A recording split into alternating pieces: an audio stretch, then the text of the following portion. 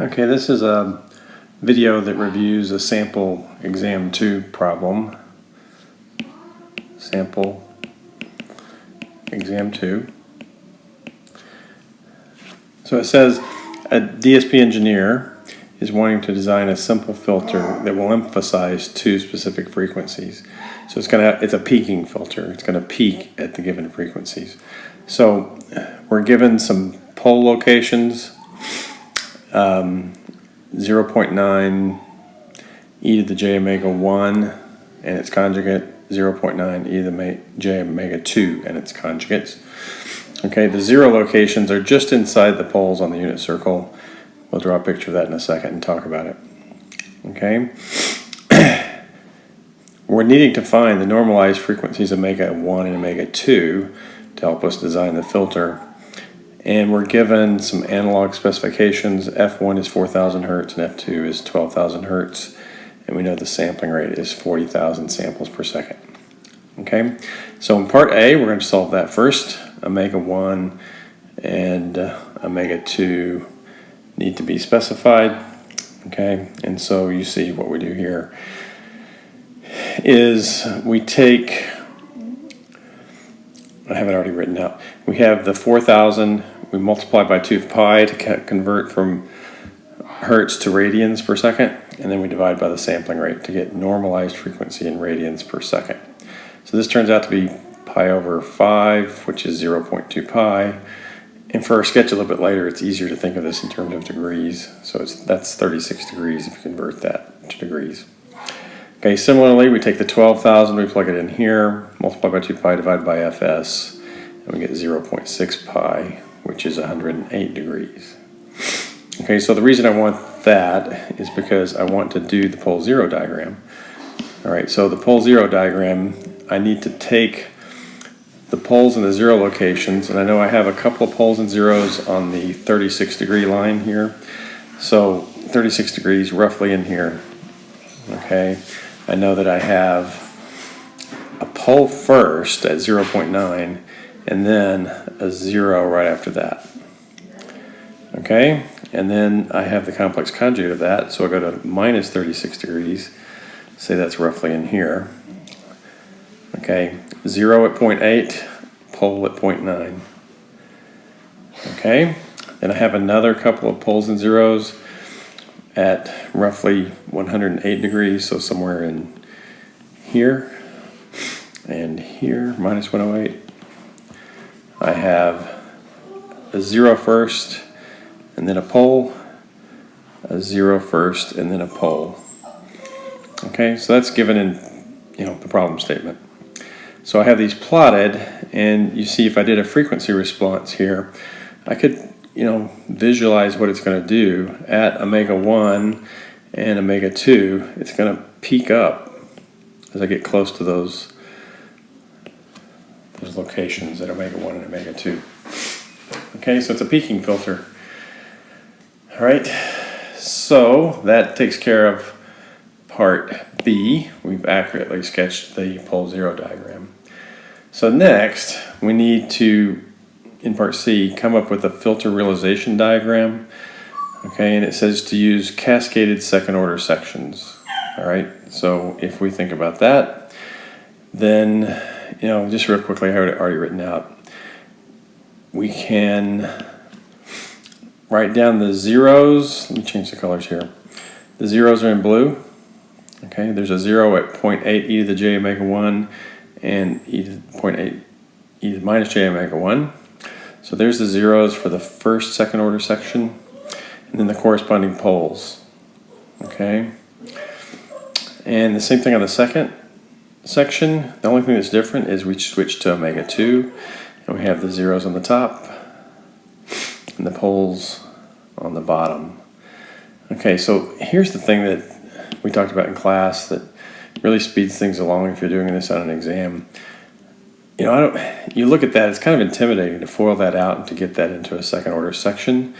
But I told you, if you take something of this form where you have a radius and an angle, it's really just something you can memorize, that this expands to 1. When you FOIL that out, you get the 1.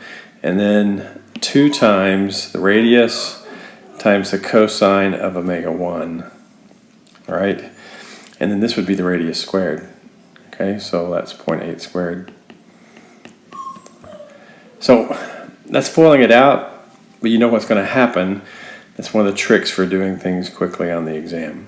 All right, so we do the same thing on the bottom. The only thing that changes is the radius is now 0.9 instead of 0.8. All right, we still have the same angle, and 0.9 squared is 0.81. All right, so I FOIL out H1, I FOIL out H2, and I get 2 second order sections. Okay. Technically, I would need these numbers to go ahead and implement this as a filter.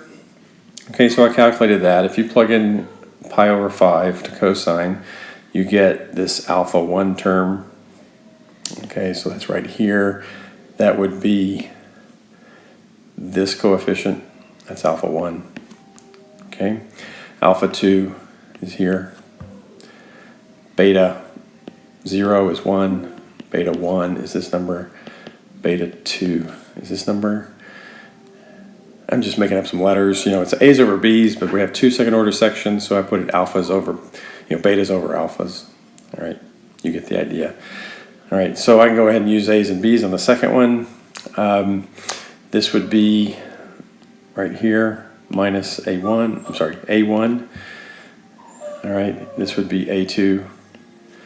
This is B2. This coefficient is B1, and this is B0. So I have all the A's and the B's, and the alphas and the betas. This would form 2 second order sections if you make H of Z be the product of H1 times H2. Okay, so what does that mean in terms of the diagram? Well, in terms of the diagram, I already have the constants defined. What I need to know is that this is just second order sections. All right, so I'm hoping you've done enough of these where you can quickly sketch out a second order section. Okay, so I know I have minus alpha 2 fed back, minus alpha 1 fed back, that goes to here. Okay, then I have beta 0, beta 1, beta 2, going to this summer. And then I follow that up with another second order section. So it's still just this delay line, Z minus 1, Z minus 2. Now I feed back the A's, minus A2, minus A1. All right, so I'm hoping you do enough of these where you can quickly sketch this out. B0 is here. This is the output, Y. Here's B1 and B2.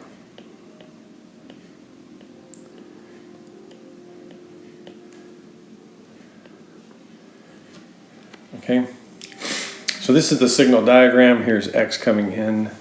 Here's the delay lines. The delay lines, the Z minus 1s are the delays. Okay, and these are the coefficients that get fed back. These are the denominator coefficients here and here. And then we have the numerator coefficients here, here, here, here, here, and here. Okay? So that's the signal diagram. From there, you should be able to write code to implement this whole filter. So what I like about this problem is it goes, from a specification, this part given up at the top. Here's the filter we're going to do. It's a couple of specific frequencies that we're going to emphasize. So we set up this pole 0 pattern. We know that produces the kind of frequency response we want, where it's emphasizing the frequencies at omega 1 and omega 2. We know how to calculate omega 1 and omega 2. We know what the pole 0 diagram looks like. That gives us the transfer functions H1 and H2. You multiply these together, you get the overall filter response. And so one way to implement second order sections that are multiplied together is put them in series. And that's what we do with this diagram. Okay, so that's running through it very quickly. I think you should practice that. Make sure you can do these diagrams quickly. Make sure you can expand complex poles that are of the form r e to the j theta. You know, they always occur in complex conjugate pairs, so you can go straight to this expression.